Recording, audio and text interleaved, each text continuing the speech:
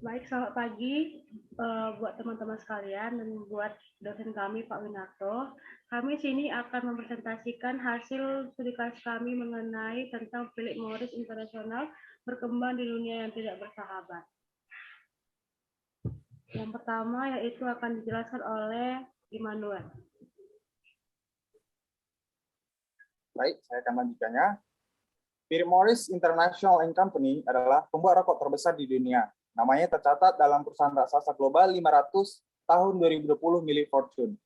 Total revenue dan pendapatannya tahun itu mencapai 29,80 miliar US dollar setahun. Perusahaan ini memiliki akar sejarah sejak tahun 1847, ketika seorang penjual tembakau dan pengusaha London, Philip Morris X, merekrut ahli penggulung tangan rokok dari Rusia, Turki, dan Mesir. Pada tahun 1919, perusahaan diambil alih oleh pemegang saham Amerika dan kantor pusatnya dipindahkan ke Amerika Serikat.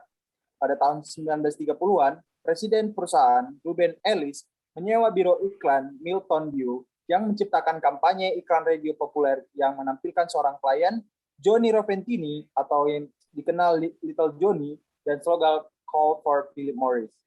Keberhasilan Philip Morris selama abad ke-20 dibawa oleh pemasaran satu merek, Marlboro, yang diperkenalkan pada tahun 1920-an sebagai rokok wanita dengan slogan iklan seperti Selembut Mei dan Tips Merah untuk Anda yang bibir cantik.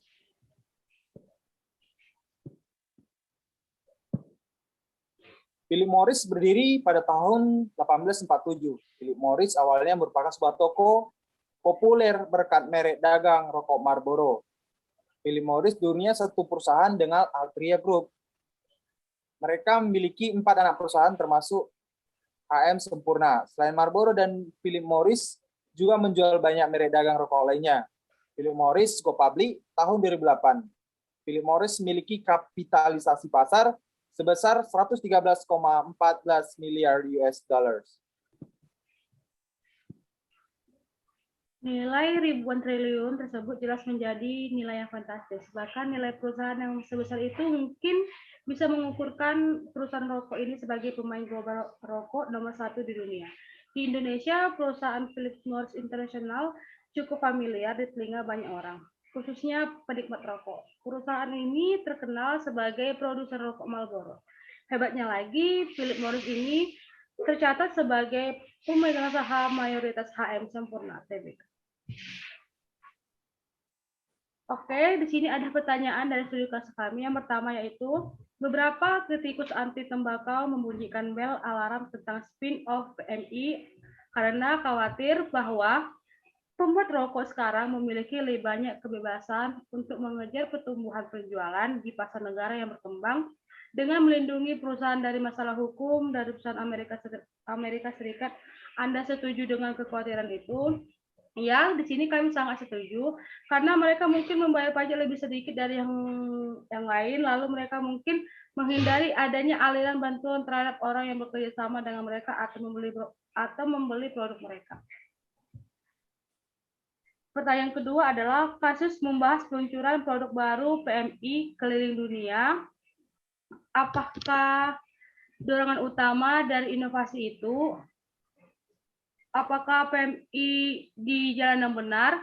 Mengapa atau mengapa tidak? Philip Morris International atau PMI tengah fokus mengembangkan dan memperkenalkan produk tembakau bebas asap di negara ini. Dilakukan sebagai salah satu misi keberlanjutan yang dilakukan PMI, khususnya dalam aspek transformasi bisnis, mendorong peralihan perokok dewasa ke EQOS maupun produk bebas asap lainnya. Yang sejalan dengan tujuan transformasi bisnis, pasalnya produk ini diklaim memiliki paparan zat yang berbahaya yang lebih rendah dibanding dengan rokok lainnya. Jalur yang benar karena bertujuan agar perokok bisa diterima oleh masyarakat, terutama perokok dewasa. Bedanya produk bebas asap ini tidak dibakar, melainkan dipanaskan.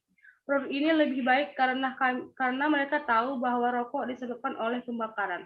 Pembakaran aktif inilah yang menyebabkan begitu banyak bahan kimia yang berbahaya di dalam asap rokok tersebut. Itulah yang membuat produk tembakau bebas asap lebih baik. Yang terakhir, Baiklah, pertanyaan nomor 3. Apalagi yang akan Anda rekomendasi untuk dilakukan oleh Philip Morris International di bidang pengembangan produk baru?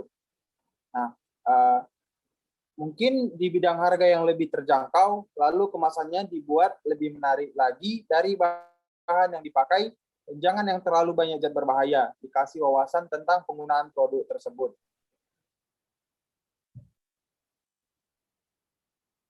Baik, sekian dari hasil presentasi kami. Demikian, terima kasih. Terima kasih.